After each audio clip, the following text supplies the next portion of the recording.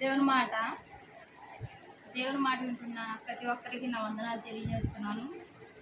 ప్రియ సహోదరి సహోదరులారా, మొదటి నుంచి ఎవరి వరకు చూడండి. మీ స్నేహితులకి, మీ బంధుమిత్రులకు కూడా వినిపింపజేయండి దేవుని మాటను. లైక్ కొట్టండి, సబ్స్క్రైబ్ చేయండి ఫ్రెండ్స్. మీరు ఆ లైక్ సబ్స్క్రైబ్ ఏదో నాకు డబ్బులు వస్తాయి అయ్యి అదంతా ఒట్టి మాటలో ₹1 కూడా ఇంకా రాలేదు. అయితే దానివల్ల మీరు ఇప్పటివరకు చేసిన వాటి మూలంగా నాకు ఏమీ రాలేదు డబ్బులు. ఇంకా 1000 వరకు సబ్స్క్రైబ్ అవ్వాలంట. అవి పక్కన పెట్టండి. మీరు కొట్టే లైక్ సబ్స్క్రైబ్ నాకు ఆత్మీయ జీవితాన్ని ఇంకా వృద్ధిపరచుకోవడానికి తోడ్పడుతుంది. మీరు సబ్స్క్రైబ్ చేస్తే నేను హ్యాపీగా ఫీల్ అవుతా. అంటే ఏదో నాకు 1000 అవుతున్నాయి, 500 అవుతున్నాయి, 300 అవుతున్నాయి ఆనందం కాదు. నా వాక్యం దేవుని మాట వింటున్నారు, నేను చెప్పే దేవుని మాట, దేవుడు చెప్పే మాట వింటున్నారు అన్న ఆనందం నాలో కలుగుతుంది. ఇంకా మరింతగా దేవుడు నాలో ఉండి దేవుని యొక్క ఆత్మ నాపై కుమ్మరించబడి మీకు దేవుని మాట వినిపింపజేయడానికి శక్తిమంతురాలుగా బలవంతురాలుగా దేవుడు చేయను గాక. మీరు లైక్ కొట్టండి, సబ్స్క్రైబ్ చేయండి. ఆనందంగా ముందుకు సాగిపోతాం. ఈరోజు దేవుని మాట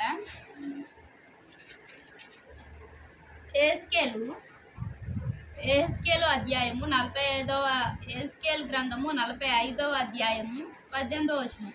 ప్రభువుకు యెహోవా సెలవిచ్చినదేమనగా, మొదటి నెల మొదటి దినమున నిర్దోషమైన కోడెను తీసుకొని పరిశుద్ధ స్థలము నిమిత్తము పాప పరిహారార్థ బలి నర్పింపవలెను.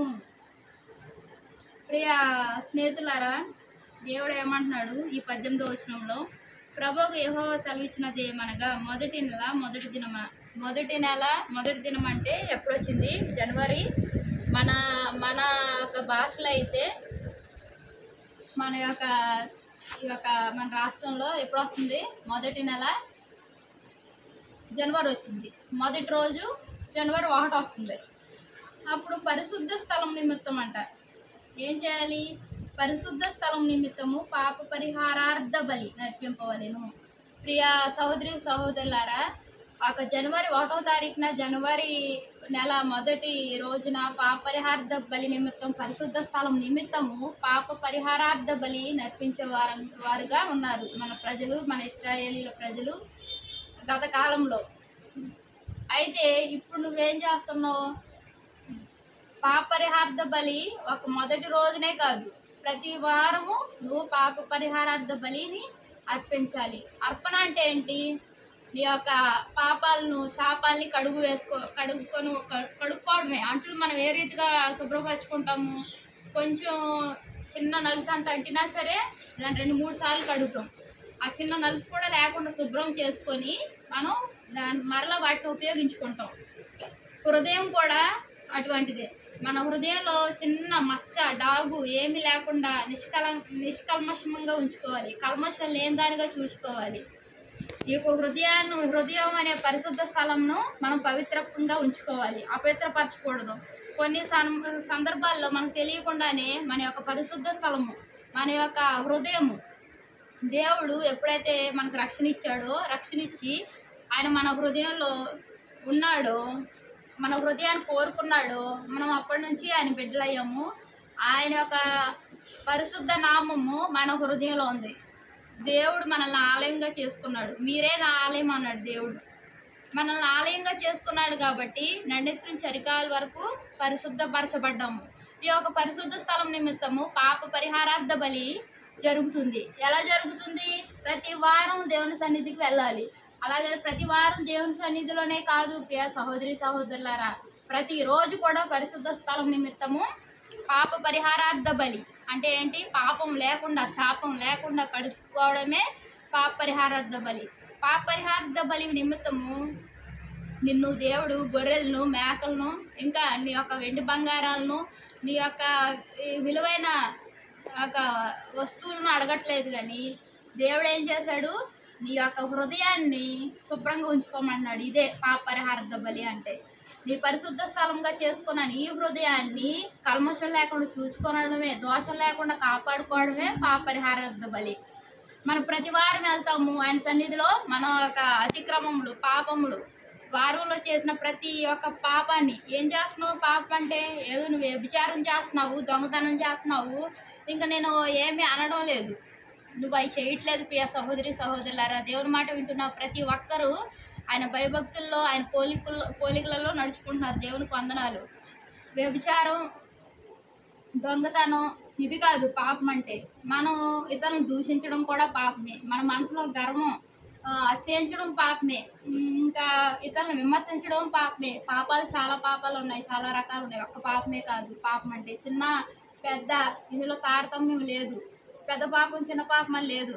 చిన్న అబద్ధం ఆడటం కూడా పాపమే. మన భర్త దగ్గర చిన్నగా ఏంటి కూరలో ఉప్పు ఎక్కువైంది అంటే అది మనసులో మనం కొనుక్కోవడం కూడా పాపమే. ఎప్పుడు చూసినా ఏదో ఒకటి అంటాడు అనుకోవడం కూడా పాపమే. అవును, ఉప్పు ఎక్కువైంది కాబట్టి ఉప్పు ఎక్కువైంది అన్నారు, అప్పుడు దానికి సమాధానం ఏం చేయాలి?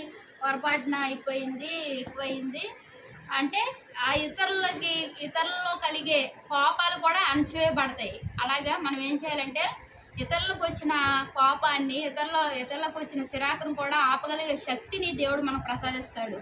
మనం పరిశుద్ధ స్థలంగా ఉన్నప్పుడు అంటే ఏంటి? మన మాటల్లో పవిత్రత. ఉప్పు ఎక్కువైంది అన్నందుకు దాన్ని గొడవ పెట్టుకుంటే అది ఎక్కడికి వెళ్తుంది? తూర్పు నుంచి పడమర వరకు వెళ్తుంది, పెద్ద గొడవ అవుతుంది. అలా కాకుండా ఆ చిన్నదాన్ని కూడా చిన్న సమస్యగా ఉన్నప్పుడే పరిష్కరించుకుంటే అది ఏమైపోతుంది? అగ్ని వెంటనే మండే అగ్ని వెంటనే ఆరిపోతుంది. ప్రియ సహోదరి సహోదరులారా, అదే రీతిగా ఈ యొక్క పరిశుద్ధ స్థలాన్ని మనం పవిత్రంగా ఉంచుకుంటే దేవుడు ఎన్నో కార్యాలు మన జీవితంలో చేస్తూ మనల్ని నడిపిస్తూ ఆయన ప్రేమ గల హస్తాల్లో మనం బంధించుకొని మనం పోషిస్తూ నడిపిస్తూ ఎండవేడి నుండి తప్పిస్తూ నడిపించే దేవునికి మనం ఎంతో రుణపడి ఉంటాము.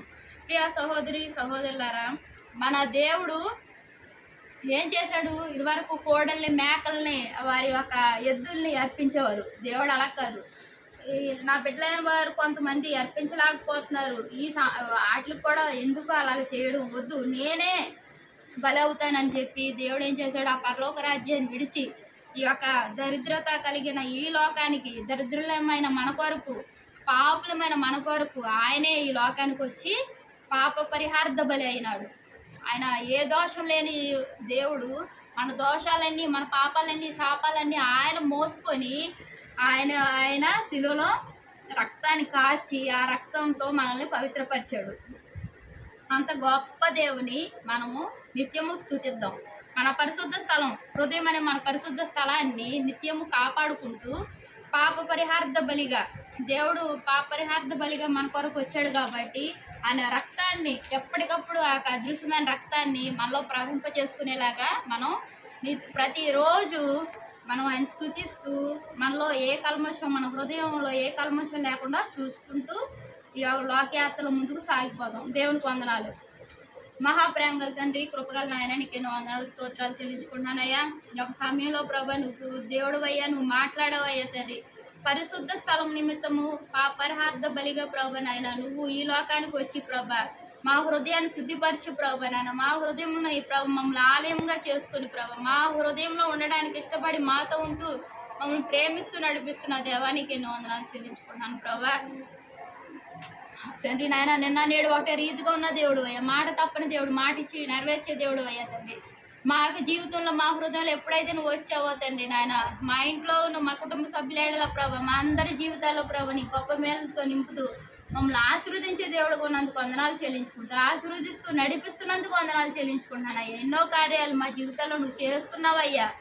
నీ ప్రేమ బట్టి వందనాలు చెల్లించుకుంటూ నా ప్రభుని రక్షకుడు అనే యేసుక్రీస్తు నామంలో అతి వినయంగా బ్రతుకులాడి పెట్టుకుంటున్నా తండ్రి. Amen, amen. Praise lord.